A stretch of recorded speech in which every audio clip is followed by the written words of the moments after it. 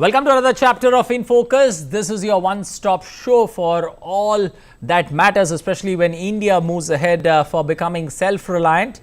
Less than a week after Prime Minister Narendra Modi mentioned in his Independence Day speech that palm oil has a huge potential in the northeast to make India Atmanirbhar on palm oil, the government has approved a separate national mission on edible oils. It proposes to cover an additional area of 6.5 lakh hectare under the oil palm cultivation by 2025-2026. The scheme was first announced by the government earlier this month against the backdrop of a spurt in the prices of various edible oils. The price of palm oil, the most imported edible oil in the country, has increased by over 60% in the past year to 138 kilograms as of 1st of June 2021 from 86 rupees kilogram on the 1st of June 2020, the highest recorded price in the last 11 years. Let's before we get started and take a deliberate on why these important decisions that were taken in the Union Cabinet, let's take a look at this particular story on why or what were the decisions that were taken in the Union Cabinet. The Union Cabinet and the Cabinet Committee on Economic Affairs have taken a crucial decision to initiate steps to substantially increase the production of edible oils in India and also to revive the Northeastern Regional Agricultural Marketing Corporation Limited. Government also approved ratification of the Kigali Amendment to the Montreal Protocol on substances that deplete the ozone layer for phase down of hydrofluorocarbons.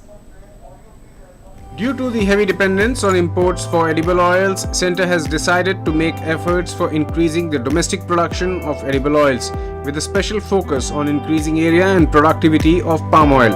Union Cabinet has given its approval to launch a new mission on palm oil to be known as National Mission on Edible Oils, Oil Palm, as a new centrally sponsored scheme with a special focus on the Northeast region and the Andaman and Nicobar Islands. अगर market में उतार चढ़ाव आया और किसान की फसल का मूल्य कम हुआ तो जो अंतर की राशि है वो केंद्र सरकार डीबीटी के माध्यम से किसान को भुगतान करेगी। जो आवश्यकता होती खेती में उसमें जो भी सामग्री लगती है उस सामग्री में भी जो राशि पहले दी जाती थी उस राशि में बढ़ोतरी की गई है।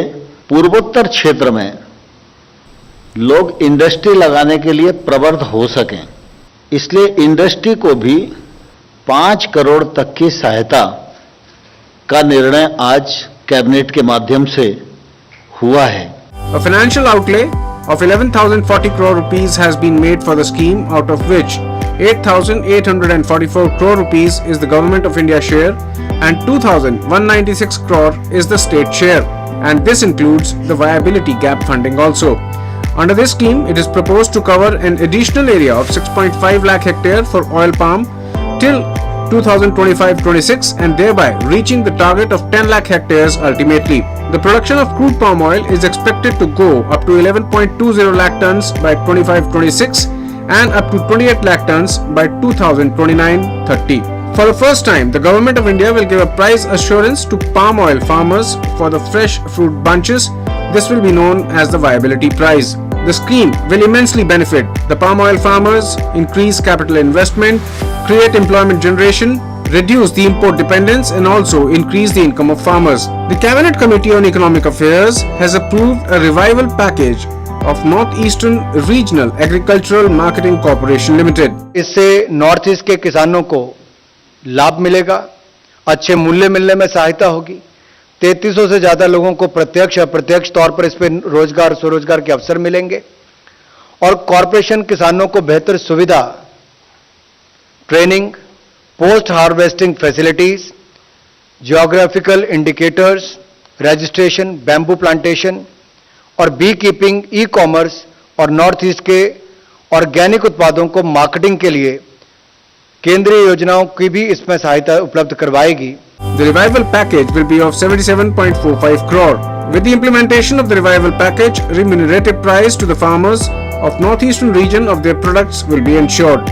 Union Cabinet has also given its approval for the ratification of the Kigali Amendment to the Montreal Protocol on substances that deplete the ozone layer for phase down of hydrofluorocarbons by India. Bureau Report, DD India.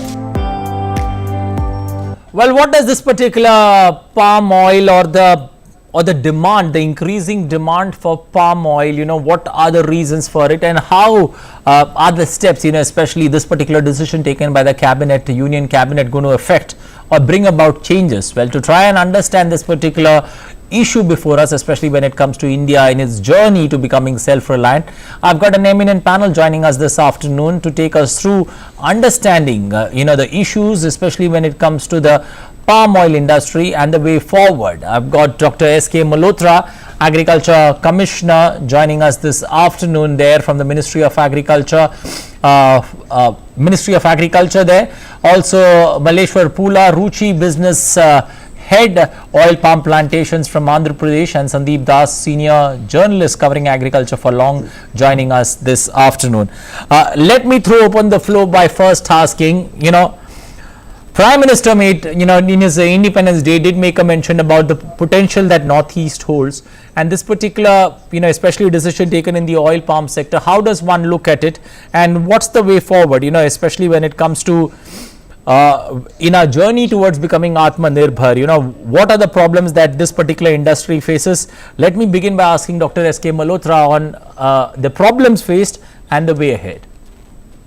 Well, yeah, you have rightly explained about this, because it's an important area, because oil sector is a priority of the government now, because we are importing about 67,000 crore of the edible oils from other countries. So now India wants to become self-reliant in this sector. So this is an important step which Government of India has taken. If you look at the figures that how much quantity we are importing from other countries, the quantity goes to around 14 million tons of the edible oils we are getting from other countries. So out of this 14 million ton, 9 million ton exclusively is oil palm. So now we want to increase our own capacity in the country. So considering that how we can increase our own capacity in the country, the oil palm strategy was worked out, and the oil palm strategy mainly relates with that how we can increase the plantation area under oil palm production. Then special focus should be on the northeastern region as well as the Andaman Nicobar Island areas,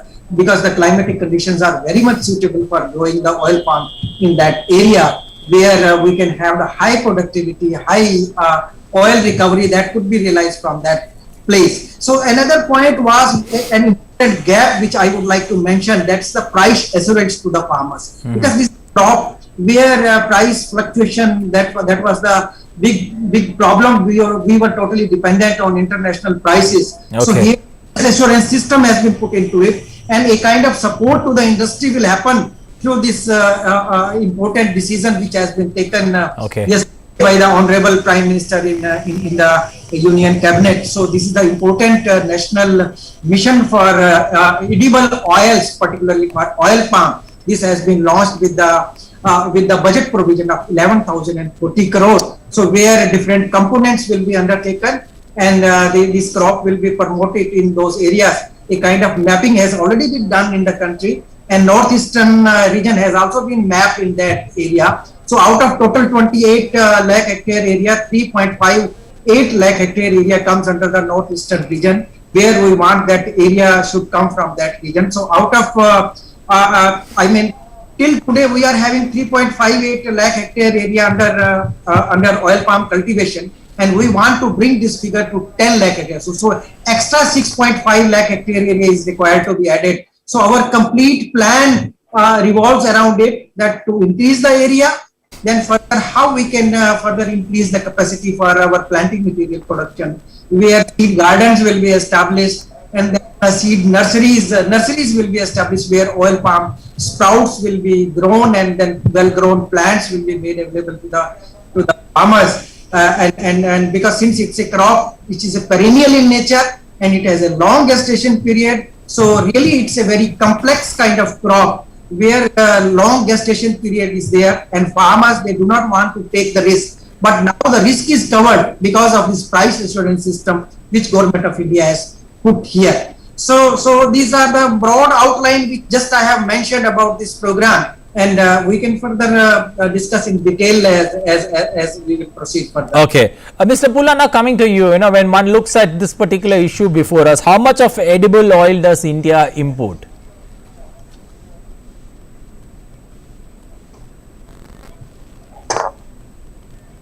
I would request you to unmute yourself before you speak.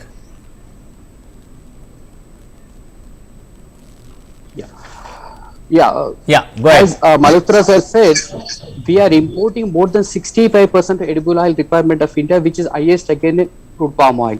Okay. Because to overcome this is the only way the edible oil is the palm oil. As you know that any other oil bearing crop which produce less than 1 ton per hectare, whereas palm oil can produce, palm plantation produce hectare 4 to 5 times more. So which is, which we can able to cover more area of production will be higher than any other edible oil crop in the country. So the government took a decision, and this is good, help the farming community also by getting a more productivity. So most probably, world over this particular crop growing under, rain-fed condition, whereas India growing under irrigation. But whereas come to the northeast, we have a blessed with the rainfall and the soils are virginal. So you get a more productivity, and the farmer immensely benefit this particular mission based on the government of India, cabinet approved. So it is useful to all the farming community, and the socio-economic of the farmers will improve in the northeast. Okay, Mr. Das, when one looks at this particular evolving story, especially when it comes to palm oil, how do you see the journey? Especially when it comes to palm oil, do you see we are on the road to becoming self-sufficient now with this particular move? When a country, we import say roughly about $10 billion, if you look at about 75,000 crore rupees, 68 to 75 is the range we import annually. And when the country imports 65% of its requirement, like our consumption is about 25 million tons and our production is about 11 million tons. So that is a real cause of concern, because you are all perennially dependent on the imports from Malaysia, Indonesia for palm, and for Brazil and Argentina for the soybean, a bit of soybean, and some sunflower oil. So edible oil, if you remember, this story goes back to almost like two and a half decades back. In fact, if Malhotra sir and others can correct me, I think about 25 years back, we were self-sufficient in edible oil, largely. But this oil palm took over, and because of various policy decisions, or maybe because we could not, our production could not increase, because our domestic production of palm is very low comparative with other countries, and also we have a domestic other oil also, like mustard, like soybean, like groundnut, coconut oil. So these are our basket of edible oil. But because of the palm oil, because of the oil content, higher oil content in the palm, the price, if you compare the price of palm oil, even if today also the imported palm oil landed price about 75-80 rupees a liter, while our mustard oil price is about 150-160 rupees a liter, something like that. So that gap is there. That's why the consumption of palm oil gradually went up, and we become a dependence on palm oil. And this is because in India we have a concept called refined oil. I find it very funny. There is nothing called refined. All oil are refined to be able to edible oil. So that refined oil means all palm oil. Mostly we use palm oil and a bit of soybean oil. So this decision of the government will go a long way if succeed, because essentially palm oil cannot be grown all across the country. It can be grown only in Andhra Pradesh and the northeastern part of that country. Even if you look at northeastern, some of the states are very close to the Malaysia, Indonesia, which is the biggest palm terrace they have. Okay. And that is where if this scheme succeed to be largely, I'm not talking about the self-sufficiency, but if you can reduce import by 50%, from 65% to our imports to come 30% in say about 5 to 7 years, it will be a huge achievement, I believe. Okay. Because it will 4x is up, and also, and the major part of the scheme is that now they are talking of of giving a farmers a price without depending on the global price. So that is a very interesting thing, that the gap between they provide a price to the farmers, which is incentivize farmers to grow. And you must understand that it's a long-term crop. It cannot be like today you put in plant and tomorrow it can't give it. It's about 5 years down the line it will give. So that is also point how you need a lot of handholding support to the farmers, and also the buyback arrangement and all those things. Okay. Dr. Malhotra, when one looks at this particular, as Sandeep Das put it, clearly very much on ground zero, the effects are not going to be immediate, but the effects are going to be seen over, a scattered period of time. say 5 years, 7 years from now, where we're going to see, and the dependency on imports is going to come down, say from 65% to roughly around 40%. But numbers look good, but clearly from a perspective of understanding, is there any feasibility study that's been done from the center as well as from the states, considering that Northeast and Andhra Pradesh holds a huge potential when it comes to cultivation of palm oil? Yes, a feasibility study was done here in the ministry, and we made a detailed project report, and on the basis of some analysis which we did here, we arrived at the figure that yes, these are the figures which are achievable, though this target is very ambitious, I would like to mention here, because our gap between the demand and the supply is huge. As I mentioned, that 25 million ton of edible oil is the total requirement in the country.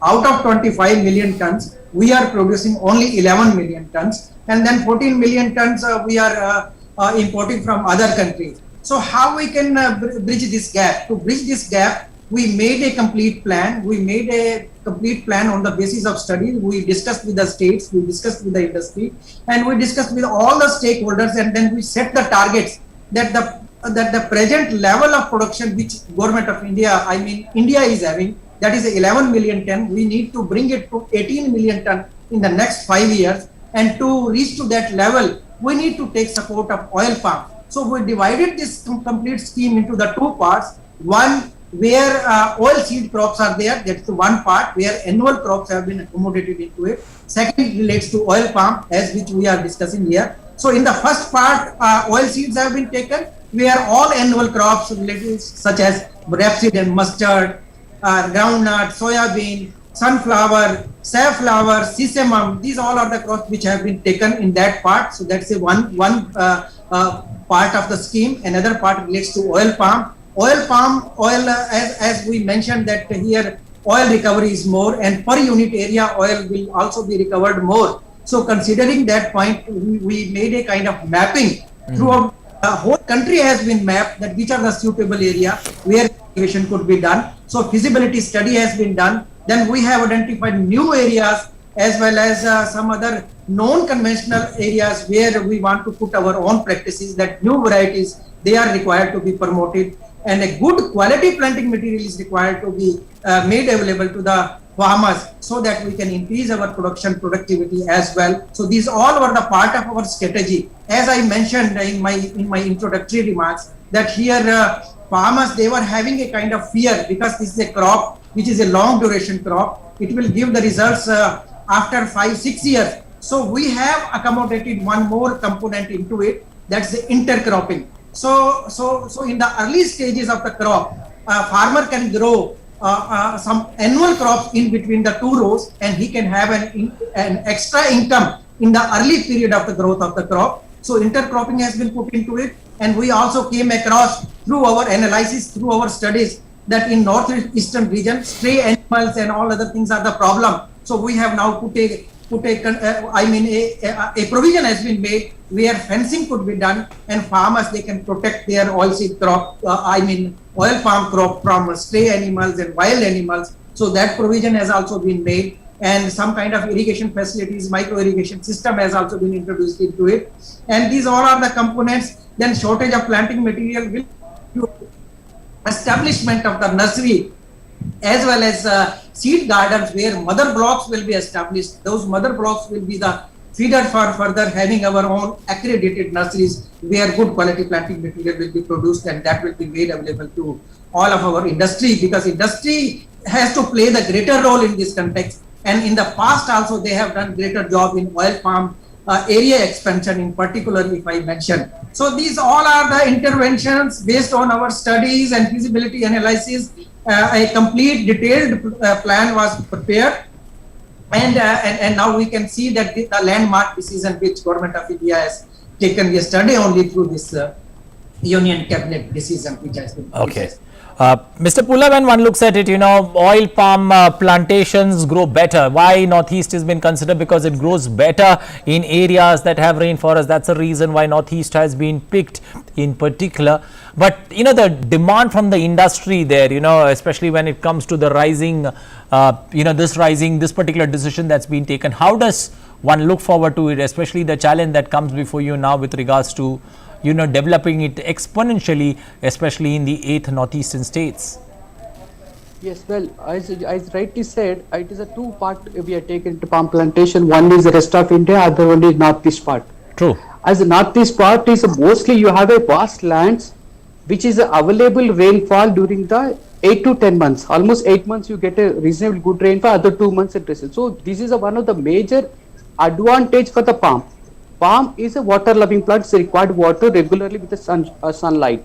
So it is similar to, as other friends said, that it is in Malaysia, Indonesia also similar kind of weather pattern. So it's more suits for palm plantation in northeast, especially for Assam, Arunachal, Mizo.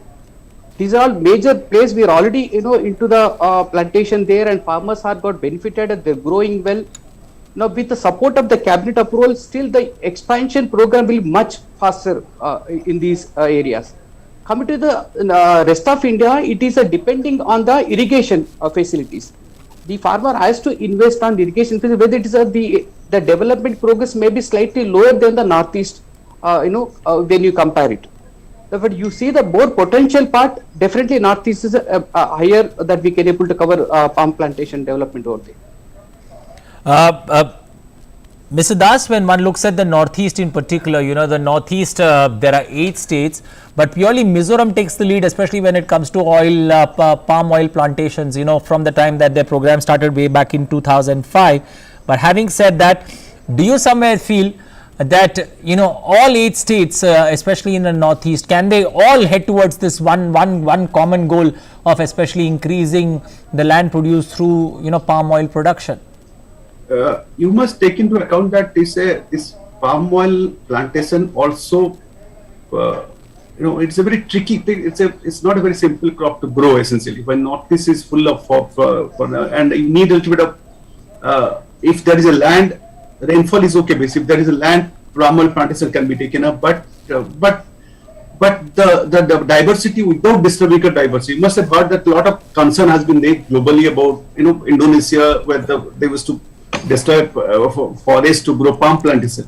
I have seen in my own eyes that when I visited Malaysia, Indonesia, how Indonesia is bringing up more area under oil plantation just to grow and clearing a forest. That should not happen in Northeast, because clearing forest is not an area, because rainfall is a very plus point to Northeast has. So I don't think all the states have. I think Mizoram has a huge advantage, and as you go lower, Assam has a lot of advantage, and it's a lot of handholding, investment support, and buyback guarantee. Because 5 years that gestation time is a critical. That when the plant has to be taken care of, when it grows and when it start giving fruit. So that is what the challenges goes about. That is a major challenges, buyback, and how when you import a large chunk of your in the edible oil, and that too in the palm oil, the price also keeps it back. Although government will provide the price support in that, but that will every time there will be comparison between Malaysian price and Indian price.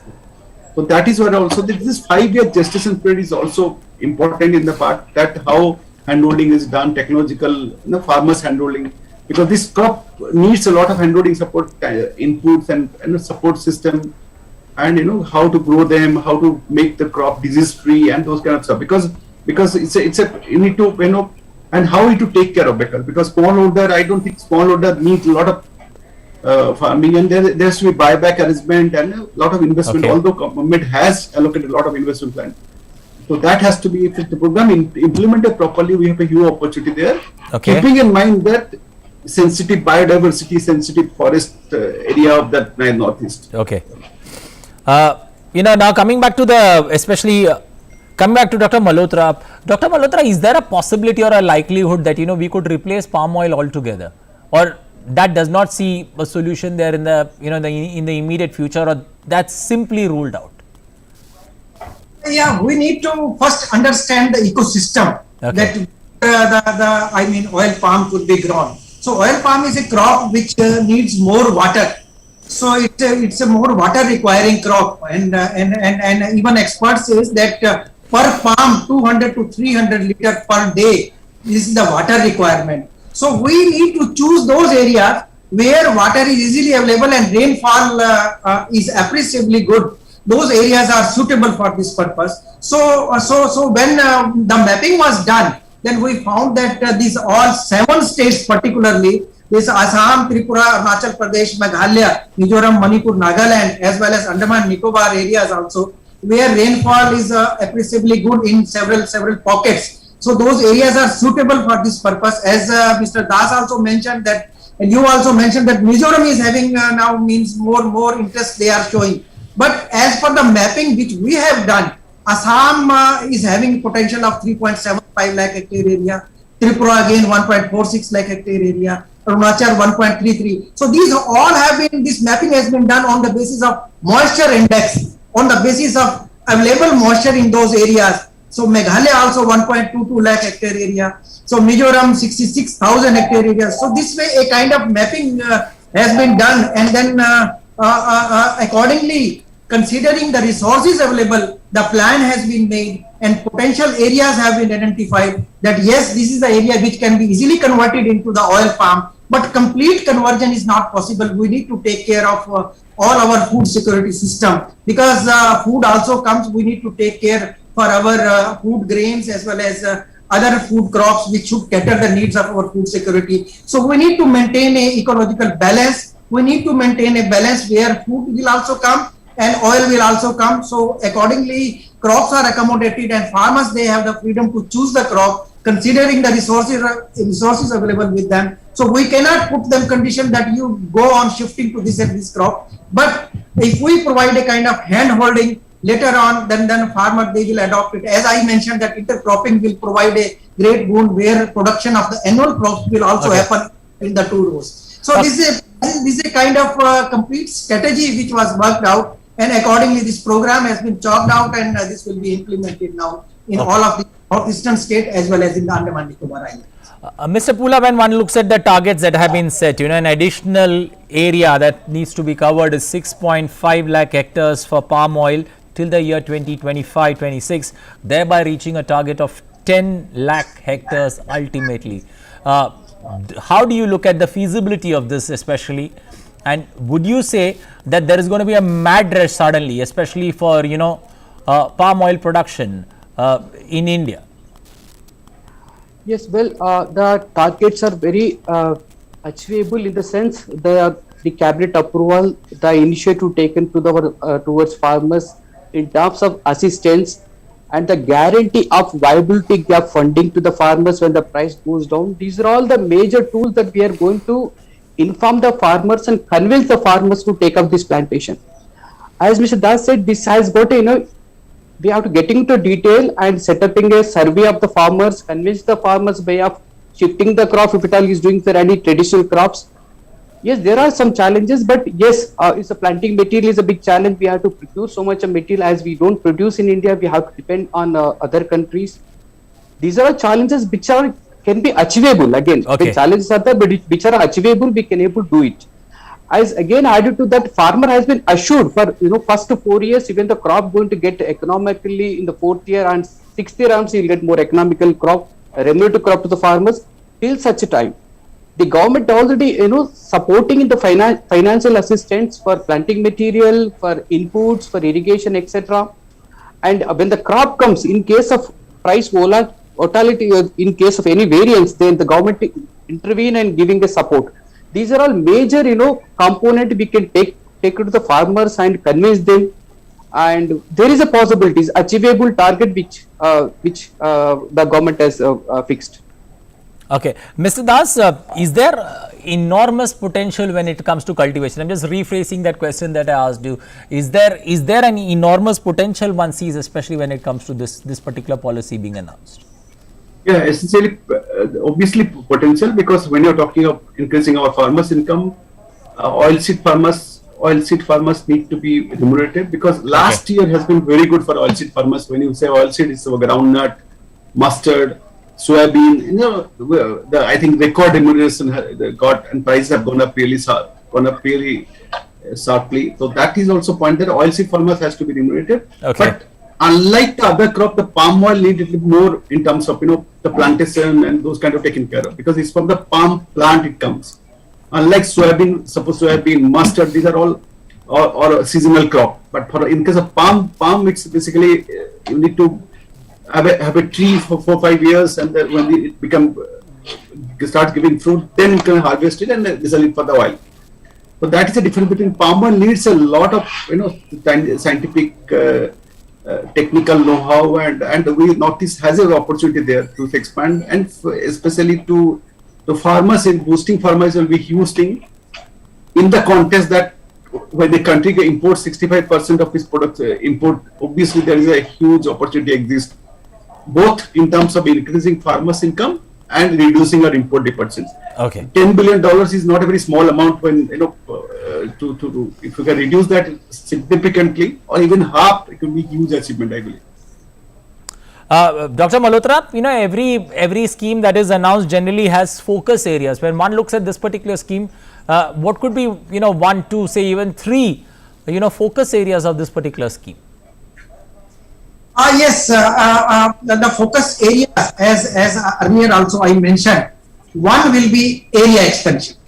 We have already identified on the basis of the mapping done, and the states, they have agreed to expand the area for which the targets we have already fixed state-wise. That's the expansion of the area. That's one part. Another thing, there is a acute shortage of the planting material. How we can fill up that gap? From that point of view, seed gardens are now being established, and we are providing support. A provision has been made that if anybody wants to establish the seed garden, so some kind of provision has been kept, and he can establish his nursery. So from that point of view, nursery establishment will be there, and they will get a kind of support. Third is related to this nursery establishment. So if anybody wants to establish the nursery in that area, so that freedom has also been given, and we are going to put a focus that planting material, good quality planting material, should be made available to the farmer. Second is that how they can utilize this land during the gestation period, that intercropping system, then further vermicomposting for integrated nutrient management approach, that is also now being followed, and we have kept the provision that farmers, they can provide a kind of integrated nutrient management to the crops, so that the crop will go in a good condition. Another approach which we have put into it, that's a integrated pest management in case of any attack of pest or diseases, that could be done. Then harvesting tools and machinery, drip irrigation system, irrigation efficiency, if we want to increase. These all are the parts of that program where they will get a kind of support, and definitely area will increase, production will increase, productivity will increase, and it will contribute towards our import reduction target, which we have fixed, that we need to reduce it from 60% to 40%. This will definitely help in achieving that target, and it's a landmark decision that how India will become a self-sufficient in case of oil seeds, but it will take years. So it's a long duration plan which will be implemented. Okay, Mr. Pula, when one looks at capital assistance also being provided to the industry, especially for those venturing into Northeast region and along with Andaman and Nicobar, does that now give a fresh impetus, especially for the industry, to rush to these regions and look at greener prospects? Yes, well, this approach and the support that government to the industry. First, I said initially the planting material, thereafter nursery establishment, and the farmers expansion program, training program, etc. First 3-4 years will be only the jobs for the industry, but the capital will come only after 3rd and 4th year onwards. Out of which the support of the government is always encouraging for industry to come forward and take more plantation in the Northeast states. It's really encouraging towards industry. Well, so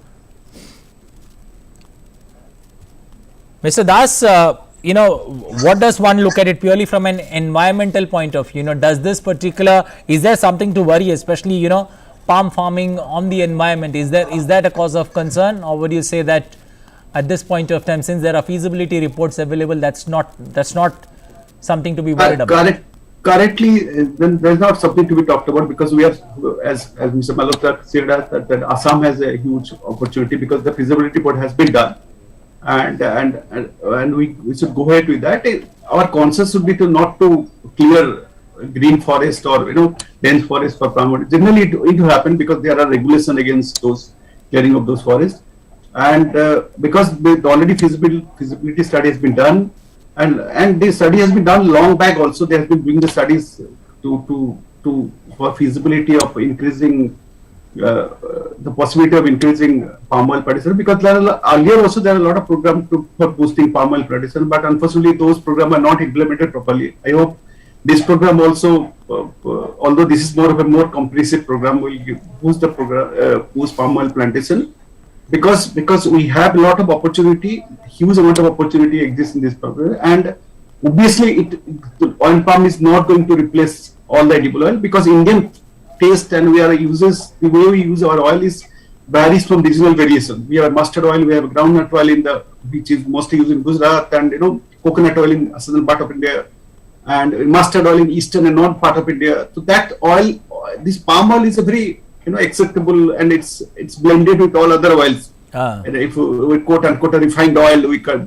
so that is also opportunity exists, and obviously that synergy between the various institutions has to institution like industry as well as the agriculture has to play, because this is the farmers needs a lot of inputs in this particular growing, and Northeastern has a lot of potential, because government has been focusing a lot on Northeast. If you look at the recent past, also there are a lot of export taking place from the Northeastern states, from Nagaland chilies to various kind of rice and and fruits and vegetables from Northeastern states. So that gels so well with the oil palm the program. Hopefully it will be implemented properly so that our dependence reduces, and the key point is the farmers get a boost, farmers income gets stable, and once the plantation is good, it gives sustained income for the next 20 years, 10, 15 years. Largely, my knowledge goes like it's about 20, 25 years of one plant life size. So that means after 5, 6 years, it starts giving giving food for oil, and next 15, 20 years, the farmers is assured of the good returns and and if you take care of the plants and all, and the buyback arrangement. Okay. That's also the point. The industry has to buy back how processing, because crude palm has to be processed and and made into refined oil, and that will boost a lot of investment in Northeastern states. And because these are current scenario is that generally people import crude oil and refine it here, and some people import refined oil as well, the palm. So this also will give a boost to processing industry in Northeast and other states also. Okay. Because Mr. Pula, when one looks at the worldwide production of palm oil, how do you see the story till now in the last 5 decades? How does one look at the story of palm oil production not only in India but also the world? No, in general, basically the leaders of palm oil production is Malaysia and Indonesia. Initially it was Malaysia, subsequently take over by Indonesia. Now the major, that these two countries are supplying almost major countries like Asia and Pakistan, other China. So if you look at the small countries like those two countries are leaders, thereafter any others are very nominal, not even 15% of all other countries. So that there is a great potential of success story in the Malaysia, Indonesia because of palm plantation. Their economy also depend on their crop. But if you look at last 4 or 5 years incremental, but this year due to a pandemic, yes, the productions are it is there but unable to harvest in especially Malaysia, so that the production level is a bit slow, steady. They are not great incremental to the compared last year. Yes, that's definitely influencing. That is the reason the Indian CPO prices are reasonably good, and in terms of translating to farmers, a very good remunerative price for last 15 to 18 months to the farmers. Farmers are very encouraged because CPO, the FAB prices, that the fresh fruit bunches prices farmers are high, and the very good demand in especially for southern part. Whatever the seedlings are available, it went like every farmer is booked in advance. So that's kind of demand is created because of the palm oil industry. Okay. Mr. Das, when one looks at India's long experience with cash crops, how does one read this story, palm oil production? See, palm oil production, if you look at the demand side, once you look at the demand side, it has increased phenomenally last 2 decades, and the globally also. Because this all, well, I'll just ask you to hold your thoughts there at this point of time. Let's take a pause in this discussion and head straight to Defence Minister as he launches the Defence India Startup Challenge 5.0. इस तक की पहचान करना भी यह कोई आसान काम नहीं है। इसलिए आवश्यक है कि हम न केवल मजबूत, आधुनिक और सुसज्जित सेनाएं तैयार करें, बल्कि साथ ही अपनी डिफेंस इंडस्ट्री भी तैयार करें जो उतनी ही मजबूत, कैपेबल और सबसे महत्वपूर्ण पूरी तरह से आत्मनिर्भर। इस दृष्टिकोण से देखने पर हम पाते हैं कि आईडेक्स हमें एक ऐसा प्लेटफॉर्म देता है जहां government, services, think tanks, industry, startups और इनोवेटर्स एक साथ मिलकर काम करते हैं और हमारे डिफेंस और एरोस्पेस सेक्टर को नई ऊंचाइयों पर ले जाते हैं। डिफेंस इंडिया स्टार्टअप चैलेंज और ओपन चैलेंजेस हमारे युवाओं को और इंटरप्रेन्योर्स को अनेक अवसर प्रदान करते हैं। इसके माध्यम से वे भारत की साइंस, टेक्नोलॉजी और रिसर्च की क्षमता को उजागर कर डिफेंस इनोवेशन और कैपेबिलिटीज को एक नई दिशा दे सकते हैं। साथियों, तेजी से बदल रही दुनिया में टेक्नोलॉजी के प्रयोग और भारत से हम अच्छी तरह परिचित हैं। इसके कारण देश दुनिया में प्राय सभी क्षेत्रों में तेजी से बदलाव आ रहा है। रक्षा क्षेत्र में तो इसकी और भी अहमियत है। ऐसे में हमारी सेनाओं में टेक्नोलॉजी के प्रयोग को बढ़ावा देने के लिए मिनिस्ट्री ऑफ डिफेंस द्वारा शुरू किया गया आईडेक्स एक महत्वपूर्ण कदम साबित हुआ है। और हमारे देश में न ही टैलेंट्स की कमी है, न ही टैलेंट्स की डिमांड की कमी है, पर किसी कॉमन प्लेटफॉर्म के अभाव में इन दोनों का ही मिलान नहीं हो पा रहा। आईडेक्स प्लेटफॉर्म इस कमी को पूरा करने में काफी हद तक सफल हुआ है और यह प्रयास हमारी इंडस्ट्रीज को भी इनोवेशन, रिसर्च एंड डेवलपमेंट की एक मजबूत नींव प्रदान करता है। आईडेक्स जैसी पहल हमारे युवा, एकेडमिक जगत, रिसर्च एंड डेवलपमेंट, स्टार्टअप्स और हमारी सेनाओं के बीच एक कड़ी बनाती है। जैसा कि आप लोग जानते हैं कि इसके अंतर्गत सेनाओं और हमारी डिफेंस पब्लिक सेक्टर अंडरटेकिंग्स और ऑर्डिनेंस फैक्ट्री बोर्ड द्वारा फेस की जा रही समस्याओं की पहचान की जाती है और उनका समाधान खोजने के लिए उन्हें डिस्क के रूप में इंटरप्रेन्योर्स, एमएसएमईज, स्टार्टअप्स और इनोवेटर्स के सामने लाया जाता है। आईडेक्स फॉर फौजी भी इसी तरह की पहल है जो हमारे सर्विस पर्सनल को इन क्षेत्रों में अपना टैलेंट दिखाने का एक अवसर प्रदान करती है। यानी अपनी समग्रता में यह हमारी आत्मनिर्भरता के लक्ष्य को प्राप्त करने में लगातार सहायक बन रहा है। साथियों, आज डिस्क 5 का लॉन्च होना आत्मनिर्भरता की ओर रक्षा के क्षेत्र के बढ़ते हुए कदम और युवाओं और उद्यमियों में डिस्क की लोकप्रियता को एक साथ दर्शाता है। डिस्क का हर एडिशन पिछले अपने एडिशन से कहीं अधिक व्यापक है और प्रॉब्लम स्टेटमेंट्स में विविधता के लिए वे होता है। हम सबने भी देखा इस बार इन चैलेंजेस की संख्या 35 है जो अब तक के किसी भी एडिशन से सर्वाधिक है और इसमें situational awareness, augmented reality, artificial intelligence, aircraft trainer, non lethal devices, 5G network, under water domain awareness, drone, swarms, data capturing जैसे एरिया से महत्वपूर्ण मॉडर्न और फ्यूचरिस्टिक प्रॉब्लम स्टेटमेंट्स भी शामिल हैं।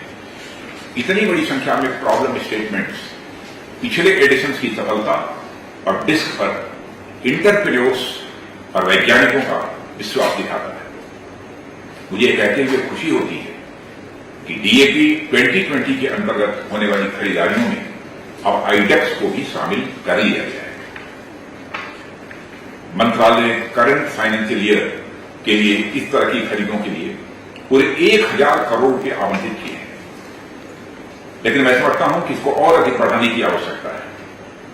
साथ ही डिफेंस और एरोस्पेस सेक्टर में इनोवेशन को बढ़ावा देने और 300 से अधिक स्टार्टअप्स को सपोर्ट करने के लिए अगले 5 वर्षों में लगभग 500 करोड़ रुपयों का बजट अभी अनुमोदित किया गया है और देश भर के एक्सपर्ट्स और इनोवेटर्स के टैलेंट को हार्नेस करने के विजन से आईडेक्स अगले 5 वर्षों में आज की अपेक्षा 5 गुने स्टार्टअप्स को सपोर्ट करेगा।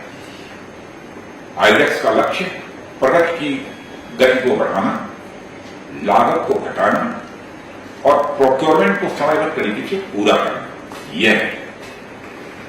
इसके लिए हमें आइडेंटिफाई, इंक्यूबेट, इनोवेट, इंटीग्रेट एवं इंडिजिनाइज यानी 5 I's की मूल धारणा को अपनाना ही होगा।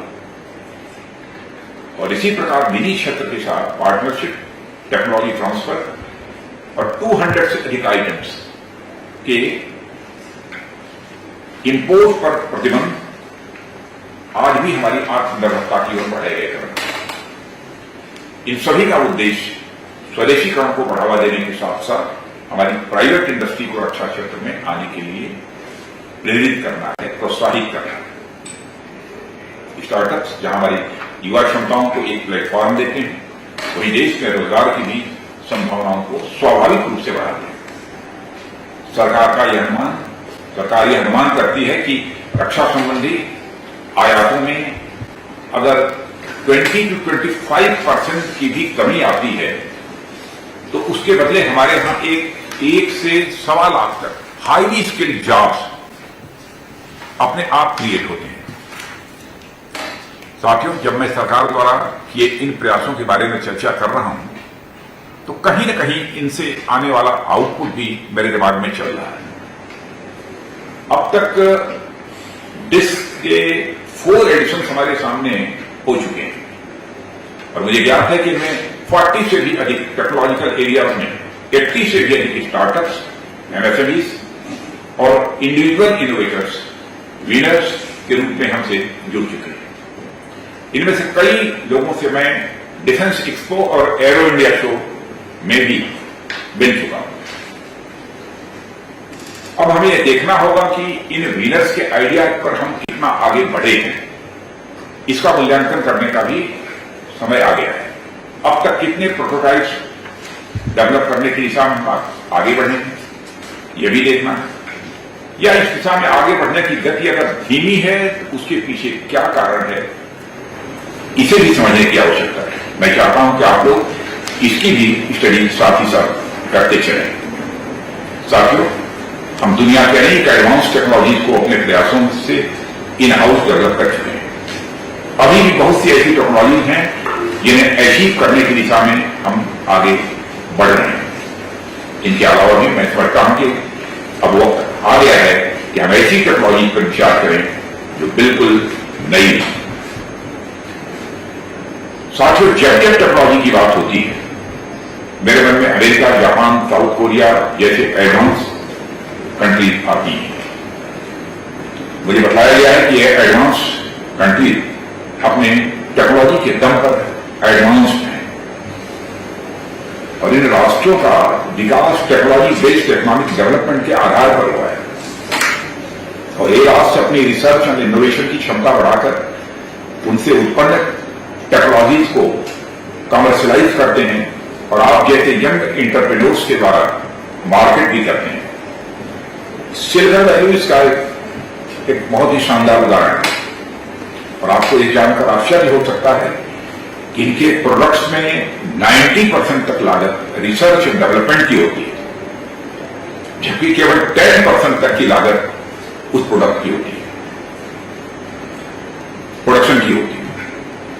इसलिए हमें केवल मैन्युफैक्चरिंग हब बनने से संतुष्ट न होकर एक इनोवेशन हब बनने की तरफ अग्रसर होना पड़ेगा, यह समय की मांग है। और मुझे आप लोगों और अपने युवाओं पर पूरा विश्वास है कि अगर आज हम कुछ सोचते हैं तो आने वाले समय में उस पर कुछ करने की भी स्थिति में हम निश्चित रूप से होंगे। इसमें सरकार और निजी क्षेत्र दोनों की समान भागीदारी आवश्यक है। मैं सरकार की ओर से हर संभव सहयोग का आश्वासन देते हुए निजी क्षेत्र का आह्वान करता हूं कि आप लोग आगे आए और एक सशक्त और आत्मनिर्भर रक्षा क्षेत्र के निर्माण में आप सभी अपना योगदान दें। इस अवसर पर इससे अधिक कुछ न कहते हुए मैं आप सभी को इस आयोजन के लिए हृदय से बधाई देता हूं और आशा करता हूं कि भविष्य में हमारी सेनाओं द्वारा पेश की जा रही चैलेंजेस के नए और इनोवेटिव समाधान हमारे सामने निश्चित रूप से आएंगे। इनोवेशन को बढ़ावा देने के लिए हो रहे इस आयोजन में उपस्थित होने के लिए मैं आप सभी को अपनी तरफ से धन्यवाद देता हूं और देश के रक्षा उद्योग को सपोर्ट करने के लिए आगे आए स्टार्टअप्स को मैं अपनी बहुत सारी शुभकामनाएं भी देता हूं। धन्यवाद। आप सभी का पुनः हमारी तरफ से अभिनंदन है। जय हिंद। धन्यवाद सर। आपके द्वारा डिफेंस इनोवेशन और आत्मनिर्भरता को दी गई दिशा देश के रक्षा एवं आर्थिक क्षेत्र को मजबूती प्रदान करेगा। आपके सार्वजनिक शब्दों का शतशः पालन होगा। हमें पूरा विश्वास है कि हमारे स्टार्टअप्स आज आपके माध्यम से शुरू किए गए डिस्क 5 में बढ़-चढ़ कर हिस्सा लेंगे और देश की सुरक्षा में इनोवेशन द्वारा भागीदार बनेंगे। एक बार फिर कोटि कोटि धन्यवाद सर। अब मैं एडिशनल सेक्रेटरी डिफेंस प्रोडक्शन और सीईओ डिफेंस इनोवेशन ऑर्गेनाइजेशन को क्लोजिंग रिमार्क और वोट ऑफ थैंक्स दिया। Well, Defence Minister Rajnath Singh launching the Defence India Startup Challenge 5.0. The launch of DISC 5.0 will be a massive leap towards leveraging the startup ecosystem to develop India's defence technologies, equipment design and manufacturing capabilities. The minister, while speaking at the launch, spoke about the program designed to ensure military advantage for the future. It will help in getting a massive leap towards leveraging the startup ecosystem to develop defense technologies and to encourage startups to become more attuned to innovative concepts. These announcements would enable India's defense sector, especially in contributing significantly towards that 5 trillion economy goal by the year 2025. Well, coming back to the show in focus, we've still got those two guests waiting there for us. Let me take a quick word from them before I say thank you to both of them. Mr. Das, purely looking at cash crops and the rich history that India has when it comes with dealing with cash crops, how does one look at it? Mr. Malhotra. Well, because if we look from a cash crop point of view, because it is going to give an assured income to the farmer. Okay. Because here the focus area of this scheme, where you know that oil palm farmers, they will produce fresh fruit bunches, and from fresh fruit bunches, oil will be extracted by the industry. So here, So here, presently the price of these FFBs are linked to the international SEO prices. So that's why Government of India has first time gave a price assurance to the farmers. That's one point from the industry angle that if we look into. Backward and forward linkage both will be covered into it. And the second important part is the capital assistance to the industry. For the northeastern states and the Andaman, a provision of ₹5 crore of 5 metric ton capacity per hour, that unit, that kind of provision is there on the pro rata increase for the higher capacity. This will attract the industry to these regions. If industry is established, definitely farmers will also take interest, because they will be aware that yes, taker will be there.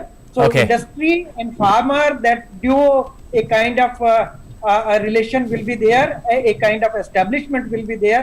So this infrastructure establishment in particular, that will pave a great way for further taking forward the cultivation of this oil palm in the northeastern region, as well as I should say Andaman Nicobar areas, where the climatic conditions are very much suitable for the cultivation of these.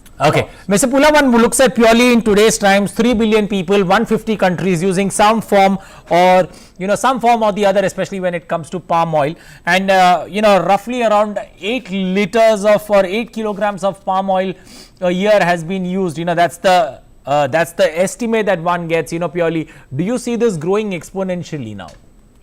Yes, definitely, because we are backward in terms of per capita consumption. Recently, when we got it is a 14 kg per capita, whereas Western and it's more than 20 kg plus, and in overall it's 25 per capita. So there is a potential for increase of per capita consumption, out of which the palm oil is a major contribution.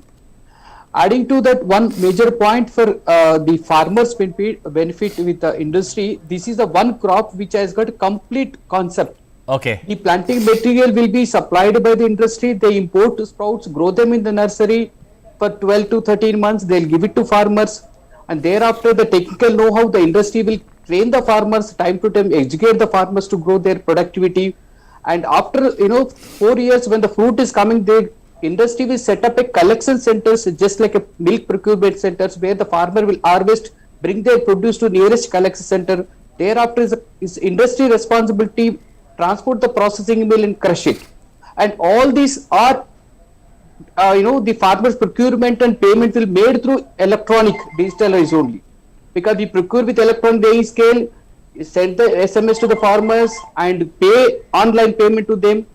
Farmer will get revenue every fortnight. It's like a 1 to 15, the farmers are paid 18, and 16 to 34 they paid on first week, that is 5th or 6th. That is a continuous revenue to the farmers. The farmer is benefited, especially during June, July and August, when the farmer is required. This crop is more high crop in those days or those months.